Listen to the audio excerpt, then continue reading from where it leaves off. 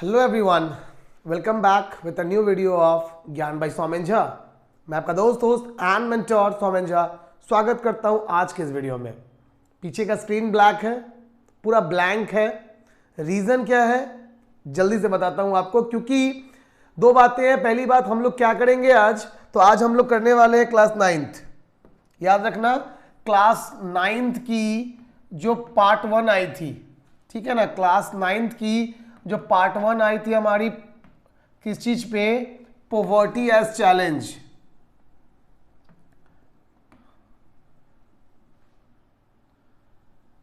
Poverty as challenge की part 1 आई थी, आज उसकी हम लोग पार्ट 2 को शूट कर रहे हैं। आपको आज मिल जाएगा चैप्टर का ओवरऑल सारा कंक्लूजन, ठीक है। बात नंबर 2, एक बहुत सीरियस इश्यू है गाइज। जो लोग भी चैनल को सब्सक्राइब किए हो, वीडियोस पे आते हो, बट आप वीडियोस पे कंटिन्यू नहीं करते हो, मुझे सब पता चलता है एज अ मेकर, है ना। तो या तो आपको वीडियो कंटेंट अगर समझ नहीं आता तो आप कमेंट करो। दूसरी बात कि अगर आप वीडियो सिर्फ एज अ फॉर्मेलिटी वीडियो में इन होते हो तो प्लीज इट्स माय रिक्वेस्ट कि आप अनसब्सक्राइब कर दो चैनल को। मुझे ऐसे सब्सक्राइबर्स की नीड ही नहीं है जो हमारे कंटेंट को क्या नहीं करे, उनसे कुछ सीखे नहीं। ज्ञान नाम ही है चैनल का, ज्ञान। अगर ज्ञान से आपने कुछ ज्ञान की बातें नहीं सीखी वीडियो के थ्रू, फिर वो वेस्टेज ऑफ टाइम है आपका। आप क्लिक करने में भी अपना टाइम वेस्ट कर रहे हो। Please don't do that. आपका समय बहुत कीमती है, उसे बचाइए। और अगर आइए तो वीडियो को अंत तक देखिए और सीखिए, क्योंकि वीडियो के स्टार्टिंग से लास्ट तक हम कोई बकवास नहीं करते, सिर्फ काम की बातें करते हैं। सिर्फ आपको पढ़ाते हैं और आपको एक्सप्लेन करते हैं उस तरीके से कि जो आपको समझ में आए। तो if you come, click the video, then please go through the whole video. If you didn't like something, please write on the comment section. I will make sure in the next video I will make it shorter, like make it short out. ठीक है। Otherwise, no need to come here, no need to subscribe the channel. Please unfollow, just unsubscribe the channel. Thank you. आइए शुरू करते हैं आज की video को, part 2 session को, chapter poverty as challenge, economics, class 9th। Let get started. चलो बच्चों, हम लोगों ने पार्ट 1 में क्या क्या कर लिया था, एक बार मैं उसको रिमाइंड करा दूं आपको कि हम लोगों ने पार्ट 1 में ऑलरेडी कर चुके हैं क्या क्या। पार्ट 1 वीडियो की जो पार्ट 1 है, इसमें इसका लिंक मैं डिस्क्रिप्शन में दे दूंगा। हम लोगों ने इसमें पढ़ लिया था व्हाट इज पॉवर्टी, गरीबी क्या है, मैंने वो बता दिया था। सेकेंड नंबर कॉजेज, ठीक है, कॉजेज ऑफ पॉवर्टी, जो स्टैंडर्ड कॉजेज हैं, यानी कि यू कैन से गरीबी के जो स्टैंडर्ड कॉजेज हैं वो मैंने ऑलरेडी आपको एक्सप्लेन कर दिए हैं कि वो बेसिक कॉजेज गरीबी के जो हर जगह एप्लीकेबल हो जाएंगे। So standard causes of poverty we will discussed. Number 3 में हम लोगों ने डिस्कस कर लिया था अबाउट वल्नरेबिलिटी। हम लोगों ने वल्नरेबिलिटी डिस्कस कर लिया था। हम लोगों ने सोशल एक्सक्लूजन टॉपिक को डिस्कस कर लिया था, ठीक है। तो ये वो 4 टॉपिक थे। हम लोगों ने इंटरस्टेट डिस्पैरिटी, ठीक है, इस टॉपिक को भी हल्का सा कर लिया था। आज हम लोग इसको कंप्लीटली और अच्छे से एक बार देखेंगे। एनएसएसओ का रोल हम लोग आज करेंगे। तो ये ओवरऑल 4-5 पॉइंट्स है जिसका डिस्कशन हो चुकी है। आप पार्ट 1 के वीडियो को देखो, वहां आपको इसके मिल जाएगा सारे इंफॉर्मेशन। आज हम लोग स्टार्ट करेंगे आगे, यानी कि 5वें नंबर से। आइए शुरू करते हैं। जैसे कि देख सकते हो यहां पे ऑलरेडी मैंने ओपन कर रखा है। And this topic where we have to start is, look here. पहले मैं बात कर लूंगा थोड़ा सा आपको,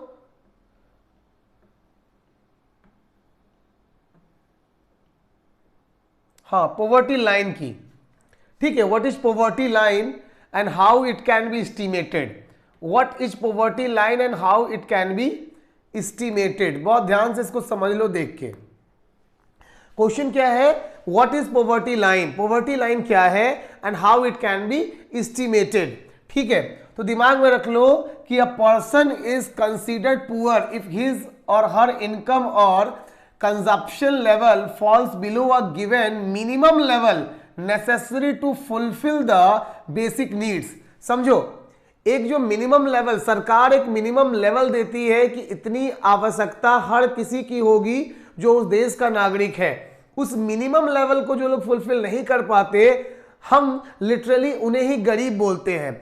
और इसी मिनिमम लेवल को बेस बना के, बहुत ध्यान से समझो कि इस मिनिमम लेवल को बेस बना के जब हम कैलकुलेट करते हैं ना आंकड़ों को, तो that is only called poverty line. Now listen this, what is exactly poverty line and how can you calculate this poverty line? Try to understand. Look, if I talk about India, ध्यान दो, India की मैं बात करूं और यहां बात में यूएस की करता हूं। So in India food, in terms of food is the basic requirement. और फूड में कितना खाना? तो for a rural area, it is 2400 calorie per day, and for a urban area it is 2100 calorie per day। इतना खाना यहाँ की basic requirement है। ये खाना, इतनी क्वांटिटी का फूड जो लोग इसको फुलफिल कर ले रहे हैं या जिनकी अर्निंग इतनी है that they can manage this amount of food, they were not come under the poverty, है ना। बिल्कुल उसी तरीके से जब हम यूएस की बात करते हैं, सो यूएस के अंदर food is not count as a sense of poverty because food is available for everyone. Here the parameter is car. US में कार से देखा जाएगा कि किसी आदमी के पास, जिसके पास अपना घर और अपनी गाड़ी नहीं है, वो गरीब कंसिडर किया जाएगा। तो आप समझो कैसे गरीबी का मेजरमेंट होगा। Poverty measurement is totally based on the local need. उस पर्टिकुलर जगह जहां की हम पॉवर्टी को मेजर कर रहे हैं, वहां के लोगों की जो बेसिक नीड है, जो उनका लेवल है इनकम का और कंजप्शन का, उस लेवल से हम लोग मेजर करेंगे पॉवर्टी की, वहां की बात समझ रहे हो ना। अगर मैं चला जाऊं केरला, तो केरला के गरीबी के मानक में एजुकेशन नहीं आएगा बिकॉज एजुकेशन वहां 95% लोग एजुकेटेड है। लेकिन बिहार की गरीबी में एजुकेशन एक रोल प्ले करेगा because still the educated people in Bihar their ratio is less. समझो, Kerala education will not comes under the poverty cause, but in Bihar it will come. So it is, my overall the thing is that it is solely based on the local or a particular place like based consumption method or income method। ठीक है, चलिए आगे बढ़ते हैं, chapter को देखते हैं। अब बाकी बातें आपको चैप्टर में मिल जाएंगी अच्छे से रिटन अप। देखो, ठीक है। Therefore, poverty line may vary with time and place. Each country uses an imaginary line that is considered appropriate for its existing level। मतलब उन देशों की जो देश है वो देश अपने इमेजिनरी लेवल को क्रिएट करेगा। ठीक है, development and it's accepted minimum social norms. For example, a person not having a car in the United states may be considered poor. मैंने ऑलरेडी बता दिया और ये एग्जैक्टली यहीं से मैंने आपको लिया था ताकि आपको चैप्टर में दिख भी जाए। चलो जल्दी से आ जाते हैं आगे। While determining the poverty line in India, the minimum food requirement जो मैंने ऑलरेडी बता दिया, क्लॉथिंग, फुटवियर, फ्यूल, लाइट, ये हमारी मौलिक आवश्यकताएं हैं। हम इतने गरीब हैं भाई कि हमारी मौलिक आवश्यकताएं इन चीजों पे बेस्ड होती है। इलेक्ट्रिसिटी आज भी मुद्दा है, भारत के हर घर तक बिजली आज भी नहीं पहुंचा है, भारत के हर घर तक पीने का, स्वच्छ पीने का पानी आज भी नहीं पहुंचा है। तो हमारे लिए गरीबी के वो मुद्दे होंगे। भारत का हर युवा आज भी पूरी तरीके से रोजगार में नहीं है, तो हमारे लिए गरीबी के ये मुद्दे हैं, है ना। जबकि अमेरिका वालों के लिए गरीबी के अलग मुद्दे होंगे क्योंकि वहां बिजली, पानी, रोड, बिल्डिंग ये सब हो चुका है। So they will not comes under this category. समझ रहे हो ना मेरी बात। चाइना के अंदर ये मुद्दे नहीं होंगे जो हमारे मुद्दे हैं, नाला, road, construction, education, they are better than us, they are already developed in these things. ठीक है, चलो आइए। Food items such as cereals, pulses, vegetable, milk, sugarcane etc. together provide these needed calories। ये सारी चीजें मिलकर कैलोरी देती हैं। अगर इतनी कैलोरी, ठीक है, हमें चाहिए, so we need all these items together, ठीक है ना। चलो आगे बढ़ जाते हैं। Now on the basis of, देखो यहां पे क्या लिखा है कि on the basis of this calculation for the year 2011-12 the poverty line for a person was fixed at ₹816 for a rural area and ₹1000 for a urban area. मतलब क्या है बात का भाई साहब, इस लाइन का मतलब यह है कि 2011-12 में सरकार ने कहा कि पर पर्सन 816 रुपया महीने का जो गांव में कमा लेगा वो गरीब नहीं होगा, क्योंकि उसके पास इतने पैसे हो जाएंगे कि वो अपनी इस बेसिक, ये जो है ना यहां पे ये बेसिक 2400 और 2100 वाली, इस बेसिक नीड को वो पूरा कर लेगा। कपड़े, एक दो कपड़े खरीद लेगा, वो चप्पल उसके पैर में रहेंगे। बात को समझ गए? तो इस बेसिक नीड की बात यहां हो रही है। और एक अर्बन एरिया में 1000 रुपए, ₹1000 पर पर्सन है ये बात भी दिमाग में डाल लो, ठीक है। देखो ध्यान दो, जब मैंने कहा 1000 रुपए ना, तो इसका मतलब क्या है? इसका मतलब है अगर एक family, suppose in one family there are 4 members, ठीक है, 4 मेंबर्स हैं, सो पर पर्सन 1000, इसका मतलब overall family income should be 4000, इतनी होनी चाहिए। अब घर में अगर वन अर्निंग, एक ही अर्निंग आदमी है, तो वो अर्निंग पर्सन जो है वो कम से कम 4000 रुपए अर्न करने ही चाहिए। तब जाके क्या होगा, हम बोलेंगे कि वो परिवार गरीबी में नहीं है। समझ गए ना लॉजिक? चलो ठीक है, आ जाते हैं आगे, चैप्टर में आते हैं भाई। चलिए, now we will talk about this 2 questions. देखो चैप्टर के बीच में कुछ क्वेश्चंस मिलते हैं and that they are very important. Discuss why do different countries use different poverty lines. मैंने इसको एक्सप्लेन किया अभी। क्या लिखोगे? Different country use different poverty lines based on the developmental ratio of their country. It is also based on the income and consumption measures of that country. Because if I take example for America या for England या for China, employment as well as education is not count to be as a reason of poverty, because they are already provided 95% more employment to their citizens. But in India, when we talk about India, these both are cause of poverty, because we are still lacking in education as well as employment opportunity for maximum people of the country. So this is how the problems of a particular place defines their poverty measuring indicators. ठीक है, नहीं समझ में आया comment करो, मैं समझाऊंगा फिर। Second number, what do you think would be the minimum necessary level in your locality? Minimum necessary level. तो भाई साहब मिनिमम, ये आपको हॉट्स है, हाई ऑर्डर थिंकिंग क्वेश्चन है। अपनी लोकेलिटी की बात करनी है, किताब नहीं, अपना ही दिमाग चलाओ। तुम अपने लोकेलिटी में देखो कितने कैसे लोग हैं।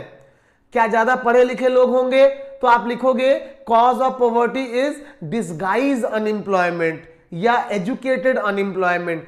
कम पढ़े लिखे लोग होंगे आपके लोकेलिटी में तो लिख दोगे इसका आंसर कि the cause of poverty is poor education.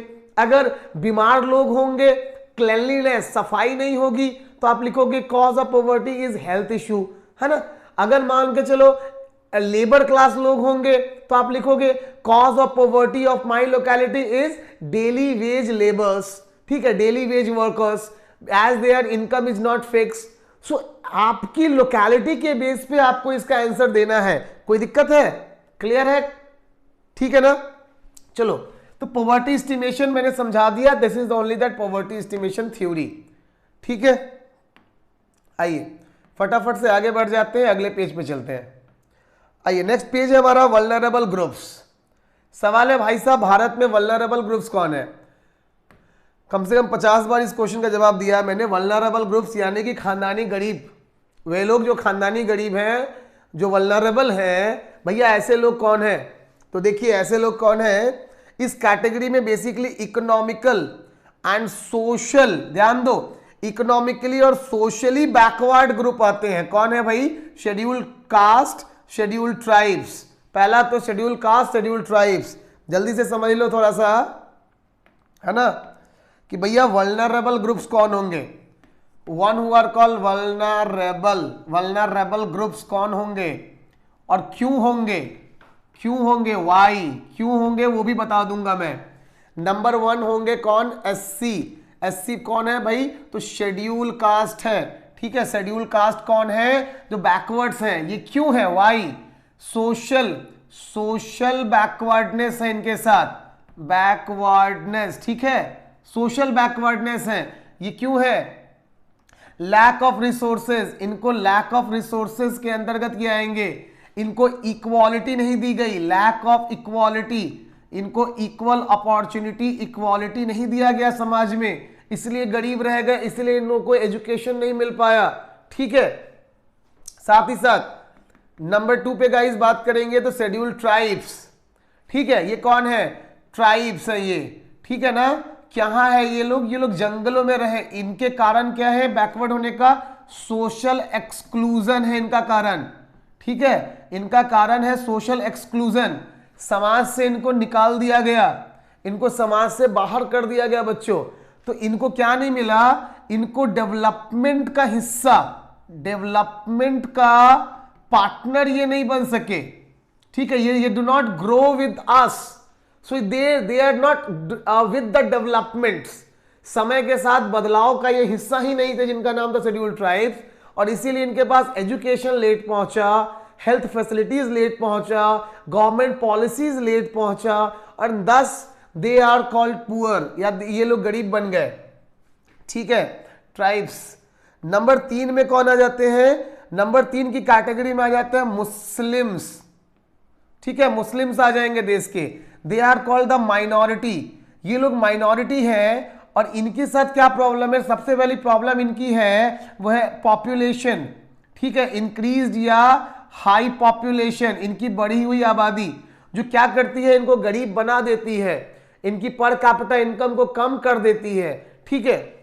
मैंने पार्ट 1 में समझाया है कि कोई आदमी कैसे बिकॉज ऑफ हाई पॉपुलेशन गरीब बन जाता है, ठीक है। Number 2 difference in culture, cultural difference. इनका जो कल्चरल डिफरेंस है ना, ये भी एक रीजन है इनके गरीब होने का, because other communities of the country, देश के दूसरे धर्म के लोग एक सेंस ऑफ एलिनेशन या सेंस ऑफ डिफरेंशिएशन क्रिएट कर लेते हैं, एक अलगाव की भावना हो जाती है, और इस अलगाव की भावना की वजह से ये साथ जुड़ के नहीं काम कर पाते, है ना। तो this is what one more problem with the Muslims, ठीक है। समझ में आ गई? चलो आगे बढ़ जाते हैं। नंबर 4 की कैटेगरी पे आएंगे कौन बाबू? वुमेन, महिलाएं। क्यों महिलाएं हैं? तो ये भी है सोशली, ठीक है, ये भी सोशली बैकवर्ड है, सोशली बैकवर्ड। भैया सोशली बैकवर्ड क्या होता है? तो देखो इनको हमेशा समझा गया कि they will stand behind the mens, ठीक है। ये लोग हमेशा पुरुषों के पीछे खड़े होंगे। लड़कियों को, महिलाओं को भारत की संस्कृति क्या रही है? एक पुरुष सत्तात्मक संस्कृति रहा है। मेन डोमिनेटेड सोसाइटी है, men dominated society, male dominated society में it is suppose that womens always stand behind the men, है ना। शादी से पहले पिता और भाई के पीछे, शादी के बाद हस्बैंड के पीछे। ये पीछे वाली जो भावना है, दिस मेक्स देम इंफीरियर, ठीक है। 10th पास हो गई लड़की, अब आगे पढ़ा के क्या करोगे? घर के काम सिखवा लो, शादी ही तो करनी है उसकी, है ना। बात समझ गए? बेटा 10th कर लिया, 12th कर लिया, अब इंजीनियरिंग करने जाएगा। लड़की के 12th करने के बाद उसके लिए जॉब खोजने की जगह, उसको आगे पढ़ाने की जगह लड़के खोजे जाने लगेंगे, है ना। शादी ही तो करानी है, थोड़ा चाय बनाना सिखा दो, थोड़ा खाना बनाना सिखा दो, घर संभालना सिखा दो। ये प्रॉब्लम है, मानसिकता है समाज की, और इसी वजह से लड़कियां यानी कि वुमेन्स बैकवर्ड हैं, ठीक है। आप कह सकते हो कि they will not get equal opportunity, yes, equal chance in comparison to boys, ठीक है, मेल या बॉयज के कंपैरिजन में इनको इक्वल चांस नहीं मिला। These are the reason of their vulnerability. Number 5 child यानी कि किड्स। ठीक है, किड्स हो जाएंगे, एक सेकेंड,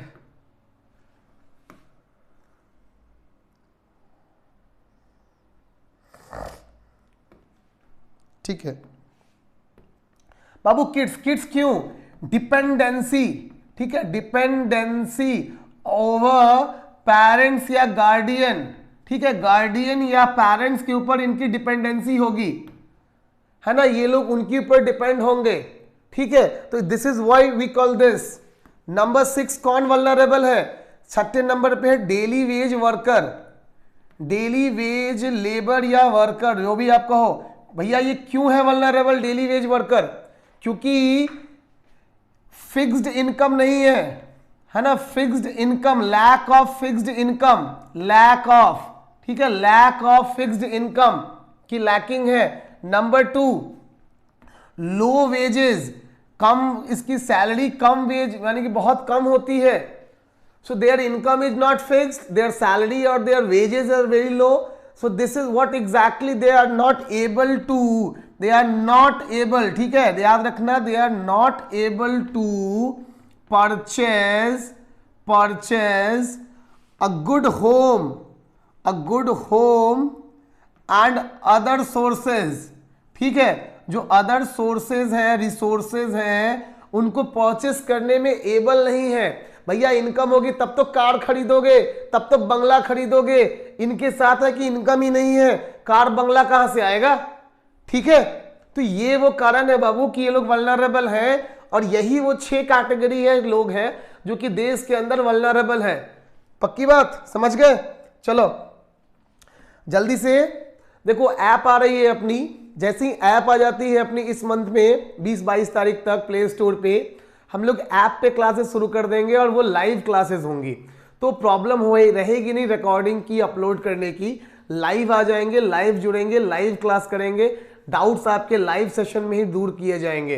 तो देखो हम लोग प्रयास कर रहे हैं बाबू, आप लोग कंटिन्यू देखिए, समझिए, कमेंट कीजिए अगर कुछ डाउट लगे तो। ठीक है, चलिए आगे आ जाते हैं, नेक्स्ट टॉपिक पे चलते हैं। ये टॉपिक आपका हो गया, रीड कर लेना इसको आप। Now we will go for next topic and this is what a story of Shivaraman. Story of Shivaraman आपके लिए क्वेश्चन रहेगा बाबू, है ना, जो भी बच्चे देख रहे हो स्टोरी ऑफ शिवरमन को पढ़ो, और क्वेश्चन ये है मेरी तरफ से कि based on the story of Shivaraman, based on the story of Shivaraman, what are the major causes of their poverty, इनके गरीबी के क्या कारण है मुख्य। आप आंसर डिटेल में मत लिखना, कमेंट में सिर्फ पॉइंट लिखना।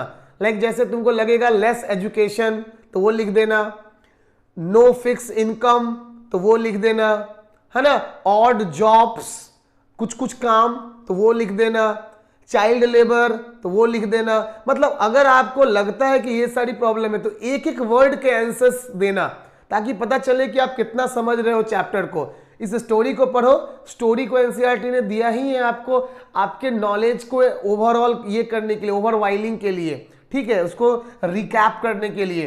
तो भैया इसको आप देख लीजिए और बस छा जाइए। चलिए अगले पेज में आते हैं। Now the next topic which is coming here, inter state disparities. आइए इसको थोड़ा समझ लेते हैं, इंटर स्टेट डिस्पैरिटी क्या है। Poverty in India also has another aspect or dimensions. The proportion of poor people is not the same in every state. भाई देखिए, हर राज्य में गरीबों की संख्या बराबर नहीं है, हर राज्य में गरीब बराबर नहीं है। क्या है वो रीजन, गरीब क्यों, कहीं गरीब है ज्यादा है, कहीं गरीब कम है। आइए समझ लेते हैं फटाक से इस चीज को, ठीक है, कि भैया कहीं गरीब ज्यादा क्यों है, कहीं गरीब कम क्यों है। टॉपिक है इंटर स्टेट डिस्पैरिटी, ध्यान दोगे, ठीक है, डिस्पैरिटी। अब जरा देखो, ध्यान दो, इंटर स्टेट डिस्पैरिटी क्यों है। मैं एग्जांपल लेता हूं बाबू केरला का, एग्जांपल मैं ले लेता हूं यहाँ पे पंजाब का, और मैं यहाँ एग्जांपल ले लेता हूं बिहार का। ध्यान दो, गरीबी के मानक कौन कौन से हैं। तो देखो गरीबी के मानक है, सबसे पहला एजुकेशन, कि भैया एजुकेशन की कमी होगी तो कोई गरीब या कोई अमीर होगा। एजुकेशन के बाद अगर मैं बात करूं हेल्थ की, तो हेल्थ मानक हो जाएगा। फिर मैं बात करूं तो एम्प्लॉयमेंट की, काम की, तो काम वो कारण होगा जिस वजह से कोई गरीब या कोई अमीर हो जाएगा। ठीक है, इसके बाद अगर income, source of income, PCI, पर कैपिटा इनकम भी हो सकती है। तो इस तरीके से ग्रुप बना लिया। अब समझो, एजुकेशन में Kerala 95% plus, Punjab over and all आप अगर बात करो तो around 65 to 70%, Bihar also stands on almost 70%। Health status की बात की जाए तो in Kerala it is also more than 90%। ठीक है, Punjab is also 75% plus, Bihar overall 70%, यहां भी आप ले लीजिए, हालांकि ये 60 करो इसको आप। इंप्लॉयमेंट, अब देखो इंप्लॉयमेंट में क्या है, इंप्लॉयमेंट में चला आएगा 60% पे। पंजाब कम लिटरेसी होने के बाद भी ये चला जाएगा कहां पे, तो इसका रेशियो पहुंच जाएगा ऑलमोस्ट 80% पे। बिहार क्या आएगा, बिहार आ जाएगा ऑलमोस्ट 55% या 50% के रेशियो पे। पर कैपिटा इनकम की मैं अगर बात करूंगा तो पर कैपिटा इनकम जो केरला का होगा वो इंक्रीज हो जाएगा and this will go up to, you can say कि हाई क्लास में पहुंच जाएगा। Punjab also comes under the middle to high, ठीक है, मिडिल टू हाई में ये पहुंचेगा, और बिहार होगा लो की कैटेगरी में। अब जरा इस ग्राफ को समझो और समझने का प्रयास करो कि ऐसा क्यों। देखो केरला में 95% एजुकेशन है, ठीक है, लेकिन इंप्लॉयमेंट कम है। कम क्यों है बच्चों, क्योंकि केरला के अंदर ना एजुकेटेड अनएम्प्लॉयमेंट है, एजुकेशन बहुत, सबके पास एजुकेशन है, रिसोर्सेस कम है। मान लो जॉब, एक जॉब के लिए आप भी जा रहे हो, आपका फ्रेंड भी जा रहा है। अब जॉब क्या है, लिमिटेड है, 2 ही सीट है, या तो मतलब 10 लोग बैठे हैं अगर, तो कोई 2 को जॉब मिलेगी, 8 लोग रिजेक्ट होंगे, ठीक है। लेकिन जो 10 लोग एग्जाम देने आए हैं ना, इसका क्या मतलब है कि इलिजिबल 10 हैं, 10, वो 10 आउट ऑफ जो 10 लोग बैठे हैं ना इंटरव्यू देने के लिए, they all have the degrees, they all have that eligibility criteria for what या for why they used to come, जिसकी वजह से वो आए हैं इंटरव्यू देने। But select any 2 will select from like among that 10, उन 10 में से कोई 2 ही सेलेक्ट होगा। क्या मतलब हुआ इस बात का कि रिसोर्स कम थे, इंप्लॉयमेंट के अपॉर्चुनिटीज कम थे, इसलिए पढ़े लिखे होने के बाद भी 8 लोग बेरोजगार रह गए, ठीक है। अब पंजाब क्या है, पंजाब देखो, पंजाब में एजुकेशन कम है लेकिन इंप्लॉयमेंट ज्यादा है। भैया क्यों ऐसा हो गया, बिकॉज पंजाब ने क्या किया ना बच्चों, अपने अल्टरनेटिव के तौर पे एग्रीकल्चर को डेवलप कर लिया। यहां खेती बाड़ी इतनी है कि पंजाब का किसान फॉर्च्यूनर से घूमता है ना।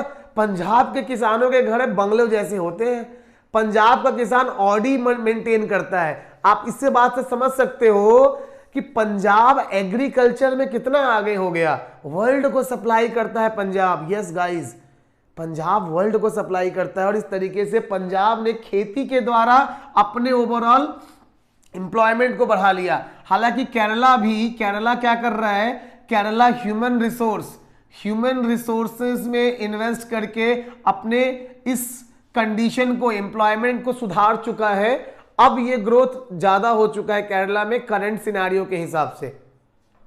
ये एक इमेजिनरी फिगर मैंने लिया है आपको समझाने के लिए, ठीक है। नाउ बिहार, देखो बिहार में एजुकेशन 70 है, लेकिन हेल्थ भी है, लेकिन देखो एम्प्लॉयमेंट कम है। क्यों, क्योंकि हमारे पास कोई सोर्स ही नहीं है। हमारे पास ना इंडस्ट्रियल एरियाज हैं बहुत बड़े, लाइक जैसे यूपी में है, दिल्ली में है, हरियाणा के पास है, एज नोएडा यूपी का, गुड़गांव हरियाणा का। वैसा ना इंडस्ट्रियल कॉरिडोर हमारे पास है, ना इंडस्ट्रियल एरिया है हमारे पास, ना हमारे पास बैंगलोर जैसा आईटी हब है, ना हमारे पास एजुकेशन हब है राजस्थान कोटा जैसा। तो हमारे पास लैक ऑफ रिसोर्सेज है। हमारे जो युवा हैं वो दूसरे जगह जाके काम करते हैं, दूसरे राज्य में जाके काम करते हैं, दूसरे देशों में जाके काम करते हैं। बिहार के अंदर उनको जॉब नहीं मिल पाता, तो इस वजह से हमारे जो यंग जनरेशन है वो माइग्रेट कर जाती है, और वो दूसरे राज्य की पर कैपिटा इनकम को इंक्रीज करती है। बीइंग अ बिहारी, बात समझो, अगर मैं एज अ बिहारी हूं बट मैं यहां से जॉब छोड़, मतलब मैं यहां से छोड़ के दिल्ली चला जाऊं, तो जब मैं दिल्ली काम करना शुरू करूंगा तो मैं दिल्ली की पर कैपिटा इनकम को इंक्रीज करूंगा।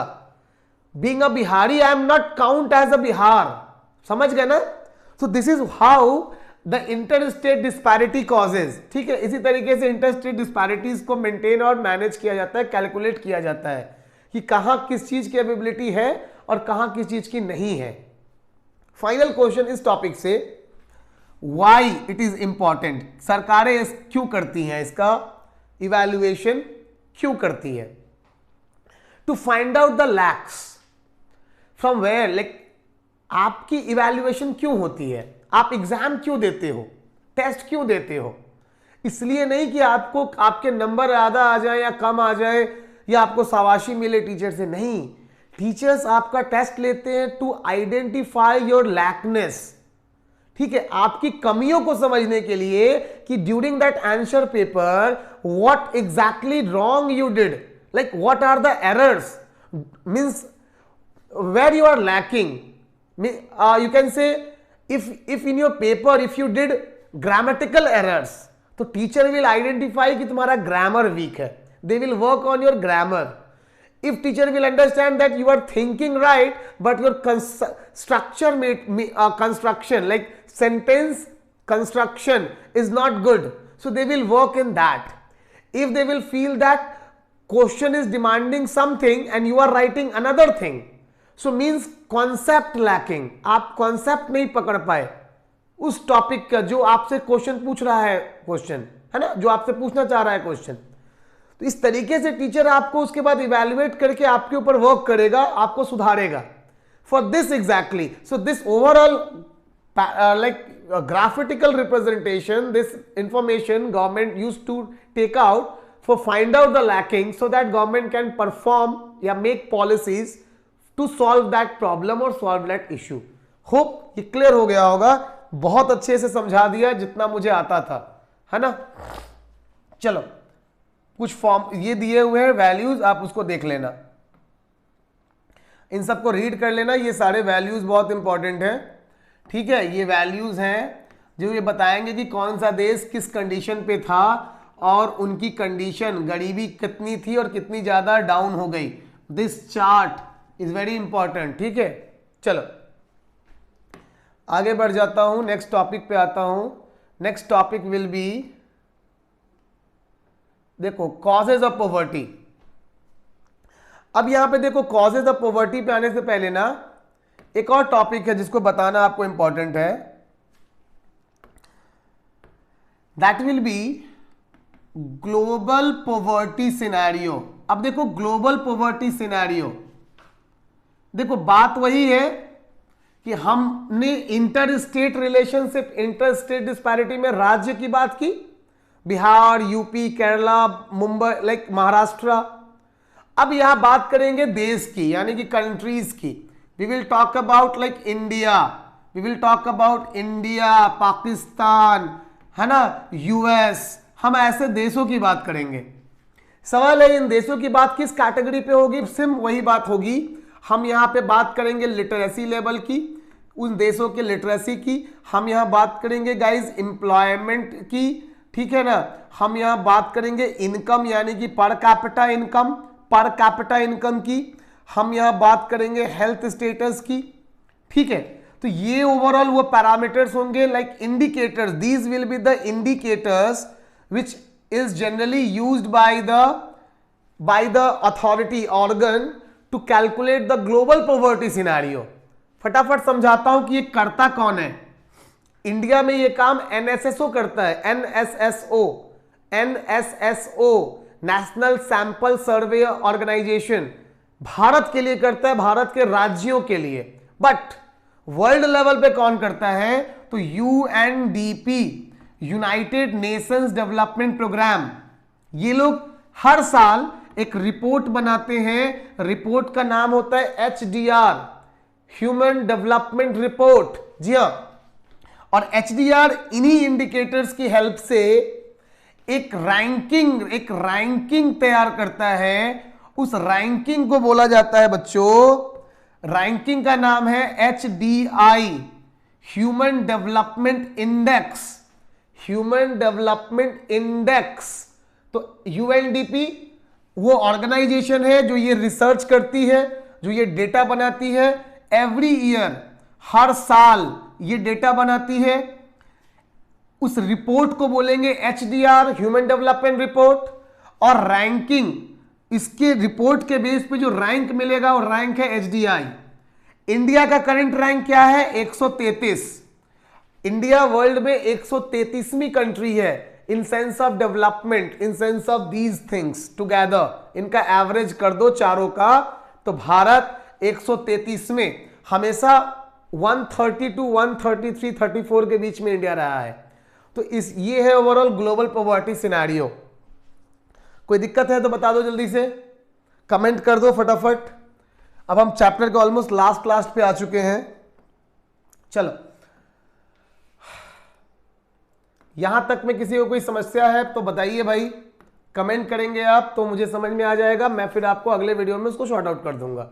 ठीक है, थैंक यू अभी तक जो लोग देख रहे हो, और जो लोग नहीं देखे कुछ कह ही नहीं सकते उन लोगों के बारे में, they are useless and just wasting their time. चलो भाई, कॉजेज ऑफ पॉवर्टी, क्या लिखा है कॉजेज ऑफ पॉवर्टी?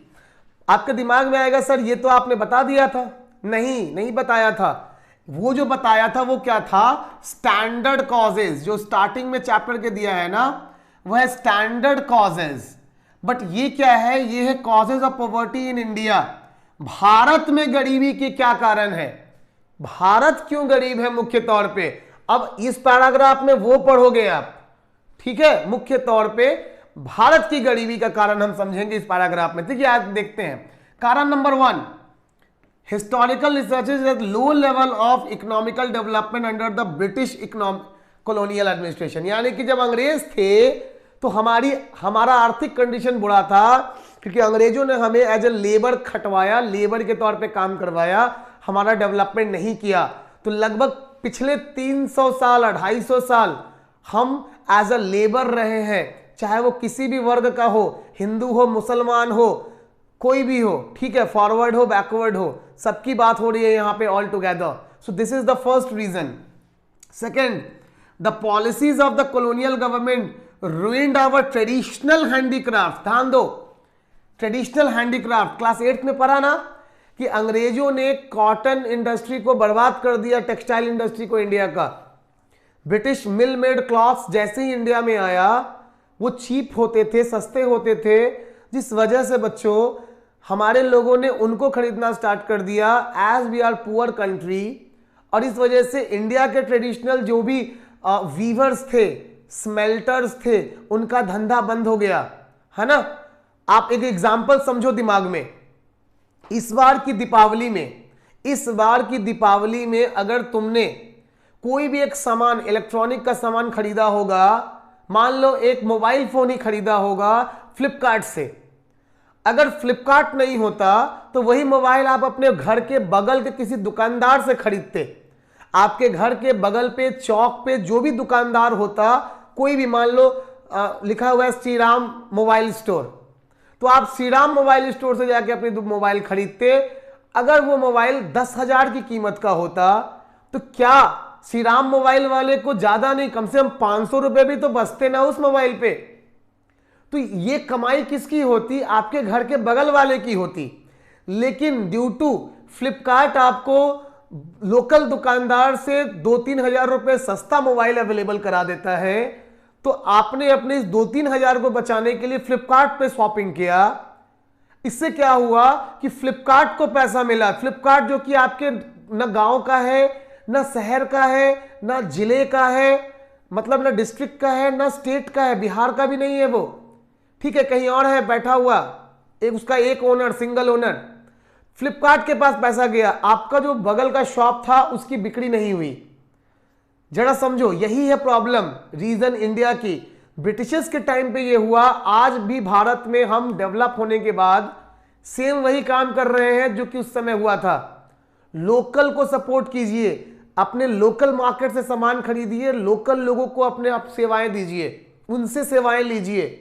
ऐसे लोग जो ऐप के थ्रू सामान आपको ओवरऑल मतलब कि बेच रहे हैं ना, उनसे बचिए। So that is what exactly the problem. ठीक है, चलिए नाउ आगे बढ़ जाते हैं।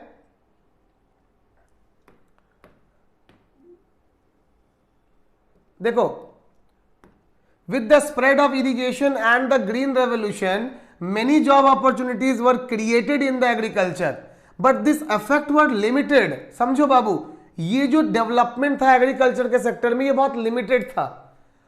पंजाब ने इसको अडॉप्ट कर लिया, लेकिन बिहार नहीं कर पाया, मणिपुर, आसाम, नागालैंड नहीं कर पाया। तो ग्रीन रेवोल्यूशन को पंजाब ने अडॉप्ट किया, हरियाणा ने अडॉप्ट किया और एग्रीकल्चर में आगे निकल गया, बट बिहार नहीं कर पाया। समझ रहे हो ना मेरी बात? तो हर जगह हर राज्य सरकारों ने इसको उतनी इंपॉर्टेंस के साथ इसको एक्सेप्ट नहीं किया। ये कारण है बिहार के पीछे होने का। आगे देखो, द इंडस्ट्रीज बोथ, देखो इंडस्ट्रियां हैं, क्या लिखा है कि the industries both in the public and private sector did provide some jobs, थोड़े जॉब प्रोवाइड करती है, but these were not enough to absorb the job seekers. लेकिन जितने जॉब मांगने वाले हैं उनके बराबर नहीं है जॉब हमारे पास। उसके दो कारण हैं। कारण नंबर एक, हाई पॉपुलेशन, देश की बढ़ती हुई आबादी। जितनी जरूरत नहीं है देश, जितनी जरूरत है देश को, उससे कहीं ज्यादा आबादी है आज हमारे पास। 2027 तक ये सर्वे है कि हम इंडिया के वर्ल्ड के सबसे पॉपुलेटेड कंट्री होंगे, चाइना को बीट करके आगे निकल जाएंगे। ये बहुत चिंता का विषय है। पहला प्रॉब्लम इंक्रीज्ड पॉपुलेशन, जिसकी वजह से नौकरियां नहीं है सबके पास। दूसरा रीजन लैक ऑफ रिसोर्स, हर स्टेट के पास अपनी इंडस्ट्री नहीं है, प्लान्स नहीं है, और इस तरीके से हमारे पास रिसोर्स ही नहीं है कि हमको जॉब मिलेगा। समझ रहे हो? नेक्स्ट, अब जॉब नहीं होने की वजह से क्या होता है, हम लोग ऑड जॉब्स करने लगते हैं। ऑड जॉब्स क्या होता है कि some started as a rickshaw puller, vendor, construction worker, domestic servant, और इनकी वजह से इनकी इनकम कम होगी। इनकी इनकम जो होगी तो क्या होगी, इनका लेस इनकम होगा। अरे भाई, लेस इनकम होगा, और लेस इनकम की वजह से इनकी हाउसिंग, खराब हाउसिंग में रहने लगेंगे, स्लम एरियाज में रहेंगे, झुग्गी झोपड़ी में रहेंगे, और इस तरीके से इनकी कंडीशन बुरी हो जाएगी। ठीक है, इसके अलावा अभी आप देखो और रीजंस क्या है। पॉलिसी देखो, सरकार, another feature of high poverty rate has been huge income inequality. Huge income inequalities, क्या मतलब है इस बात का, ये इंपॉर्टेंट है समझना, थोड़ा समझो इसको।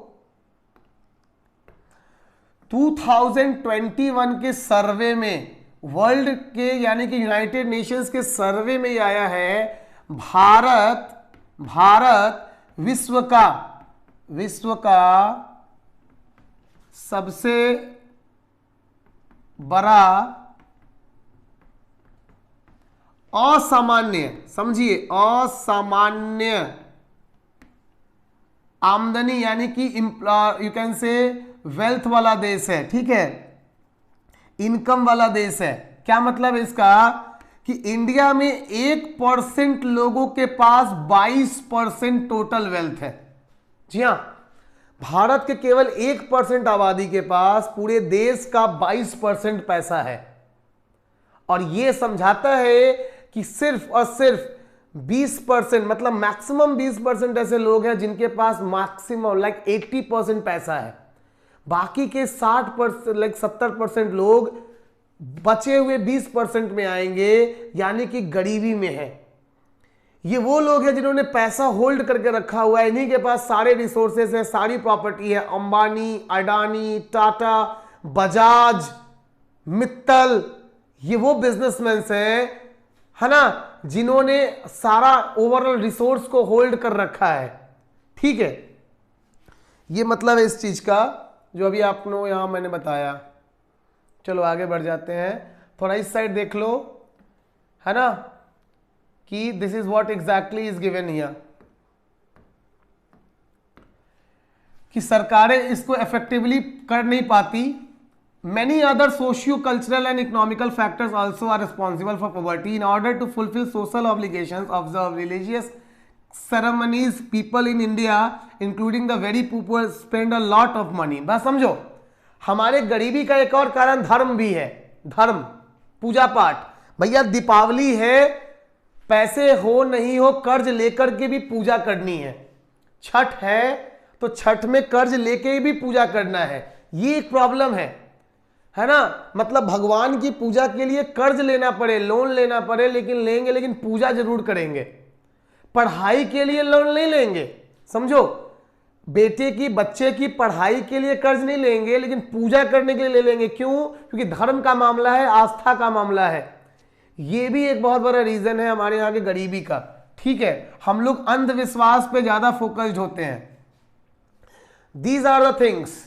गवर्नमेंट पॉलिसियां नहीं पहुंच पाती प्रॉपर वे में, समझ रहे हो मेरी बात। गवर्नमेंट की पॉलिसीज, अभी आप देखो, जिस गवर्नमेंट की जिस पॉलिसी को पूरा होना होता है 10 करोड़ में, और 1 साल या 2 साल के अंदर गवर्नमेंट की वो पॉलिसियां खत्म होती हैं 10 सालों में, और उसकी कीमत बढ़ के 5 गुनी या 10 गुनी हो जाती है। 10 करोड़ का प्रोजेक्ट 100 करोड़ का बन जाता है टाइम के साथ। और ये वेस्टेज ऑफ मनी किसकी है? हमारी है। These are the basic reason. Corrupt, the leaders are corrupt here, the government officers are corrupt here. These are the reasons of the corruptions, are the reason behind the poverty, गरीबी in India. ठीक है, आप इन्हीं को answer में लिखोगे, आपका answer गलत बिल्कुल नहीं होगा। चलो बात करेंगे the last question for the chapter, you can say anti poverty measurements। गरीबी कैसे दूर की जाए? गरीबी दूर करने का पहला तरीका, प्रमोशन ऑफ इकोनॉमिक ग्रोथ। क्या मतलब है इस बात का? प्रमोशन ऑफ इकोनॉमिक ग्रोथ यानी कि आर्थिक शक्ति बढ़ाना। जिसकी आमदनी आज 10 रुपए है, उसकी आमदनी को 25 रुपए करवाना, 20 रुपए करवाना। क्योंकि 10 रुपए है, खर्च अगर कर रहा है 8 रुपए, तो जब 20 होंगे तो खर्च करेगा 17 या 18 रुपए, है ना। तो खर्च भी बढ़ जाएगा, खर्च बढ़ेगा तो प्रोडक्शन बढ़ेगा, प्रोडक्शन बढ़ेगा तो किसी और को भी काम मिलेगा। ठीक है, क्योंकि प्रोडक्शन फैक्ट्री में कौन काम करेगा? लेबर। तो इस तरीके से आपके खर्च के साथ किसी और का आमदनी जुड़ा हुआ है। ठीक है, सो this is how by increasing the overall economic growth, है ना, आमदनी बढ़ा के हम एक सिस्टम क्रिएट कर सकते हैं। Next, targeted anti poverty programme. Targeted, जहां कमी है उसकी खोज करके उस कमी को पूरा करना। एक बच्चे का रिजल्ट आया, देखो एग्जाम्पल देता हूं, जल्दी से समझ जाओ तो अच्छी बात, नहीं समझो तो और ज्यादा अच्छी बात, है ना। अच्छी बात है, ठीक है, दोबारा देखना वीडियो, नहीं समझोगे तो। चलो, एक बच्चा है कोई रोहन नाम का, सो रोहन कुमार का रिजल्ट आया, उसने इंग्लिश में 80 आउट ऑफ स्कोर किया 77, उसने हिंदी में स्कोर किया इतने में ही 69, उसने मैथ्स में स्कोर किया 40, उसने मान लो एसएसटी में स्कोर कर दिया 75। अब जरा देखो इस रिजल्ट से क्या समझ में आया कि वो जो बच्चा है रोहन कुमार, वो कहाँ लैग कर रहा है? वो मैथ्स में लैग कर रहा है। मतलब मैथ्स के टीचर को उसके ऊपर ज्यादा फोकस करना होगा, बाकी सब्जेक्ट्स में फिर उसके बाद second lacking is in Hindi. ठीक है, इंग्लिश और एसएसटी में ठीक ठाक है बच्चा। इस तरीके से ये हो गया टारगेटेड, कि भैया टारगेट मिल गया कि कहां कमी है, जहां कमी है मैथ्स में वही काम करेंगे, ज्यादा फोकस करेंगे। This is called targeting. ठीक है, तो गवर्नमेंट भी गरीबी के मुख्य कारणों को टारगेट करके फिर उनके लिए पॉलिसी प्लान बनाती है। ठीक है ना, चलो समझ लो इस चीज को, जल्दी से देख लो भाई फटाफट। देखिए भाई, official poverty estimates which were about 45% in the early 1950s, अब वो कम हो चुका है। The growth rate jump from the average of about 3.5 in a year in 1970 and about 6% during the 1980s and 1990s. ठीक है। अब दीज मेजर्स शोज कि गरीबी हमारे यहाँ कम रही है, और इस गरीबी को कम करने में हेल्प कौन कर रहा है? तो इसको हेल्प कर रहा है, देखो यहाँ पे आगे नेक्स्ट पेज में मिल जाएगा, इसको हेल्प कर रहा है कुछ प्रोग्राम्स है हमारे पास। प्रोग्राम्स कौन है? देखो यहाँ पे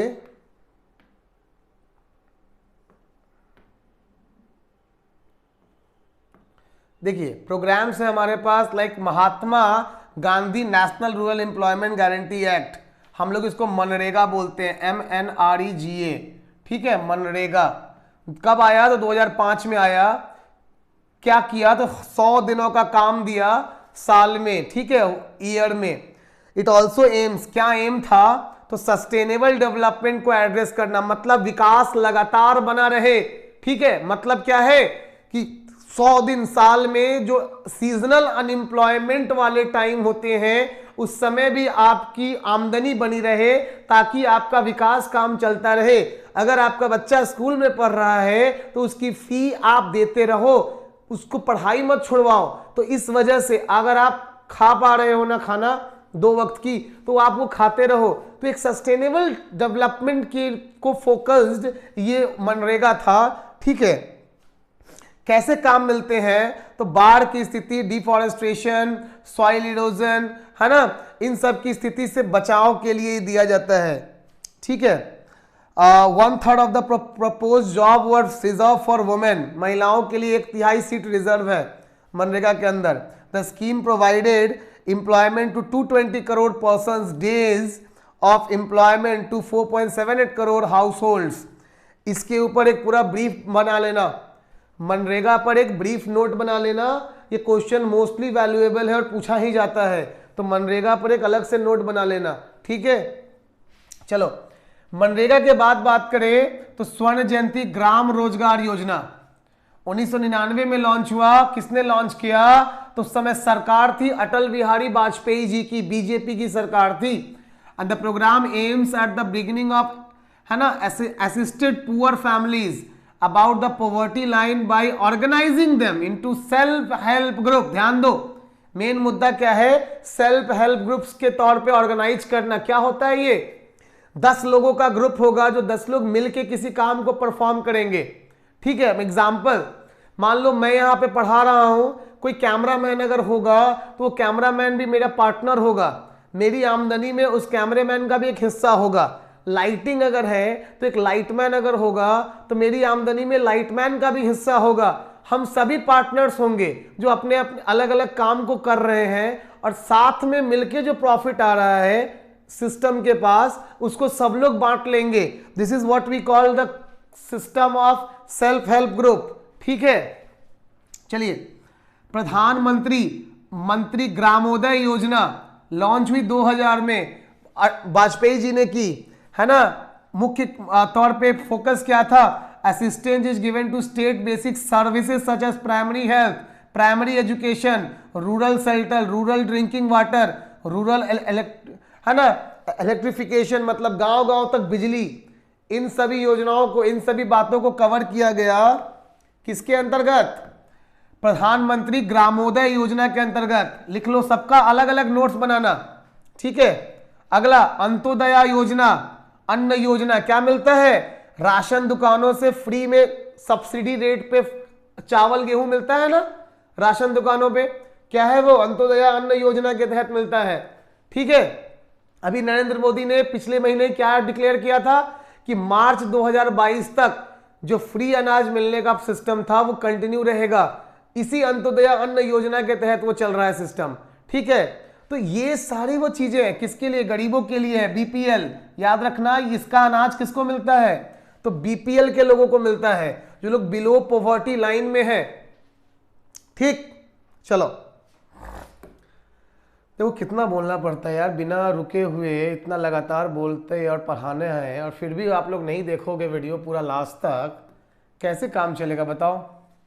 देखो, the result of these programmes have been mixed, कहीं पे ज्यादा कहीं पे कम, ठीक है। जो सरकारें अच्छे से स्कीम्स को लॉन्च करवा लेती हैं वहां इसका रिजल्ट अच्छा मिलेगा, जहां नहीं हो पाती वहां कम मिलेगा, ठीक है। Finally it is given challenges. आज भी गरीबी एक समस्या है भारत में। क्या चैलेंजेस है और कैसे इसको दूर कर सकते हैं, फाइनली हमें किन चीजों पे अब काम करना है। तो wide disparities in the poverty are visible. गरीबी आज भी बहुत ज्यादा है क्योंकि अमीर ज्यादा है, अमीर अमीर होता जा रहा है, गरीब गरीब रह जा रहा है। तो ये एक बहुत बड़ा प्रॉब्लम है, इसको दूर करना है। Certain social and economic groups are more vulnerable to poverty. SC ST ये लोग आज भी गरीब हैं, इनके यहाँ आज भी एजुकेशन की कमी है, इन ग्रुप्स में आज भी हेल्थ कॉन्शियस की कमी है, अवेयरनेस नहीं है, तो इनके बच्चे आज भी कम पढ़ रहे हैं। Women, girls education is still low. आप देख लो ना अपने क्लास में, अपने जो बच्चा भी वीडियो देख रहा है वो अभी इवैल्यूएट कर लो, वीडियो को देखते हुए इमेजिन कर लो तुम्हारे क्लास में number of boys and number of girls.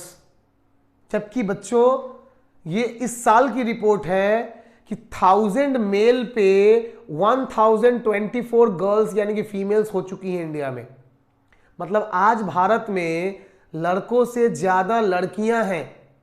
फिर भी क्लास में आप इमेजिन करके अब आप सोचो कि आपके क्लास में लड़की ज्यादा या लड़का ज्यादा। आपका जवाब, आपके अंतर्मन से आवाज निकलेगी लड़का ज्यादा।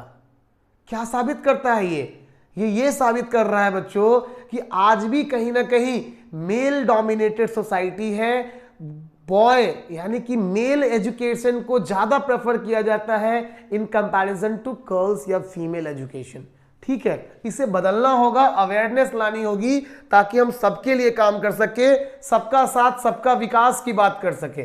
ठीक है, सिर्फ ये कहने की बात ना हो। This would be possible mainly due to higher economic growth, increasing stress on universal free elementary educations,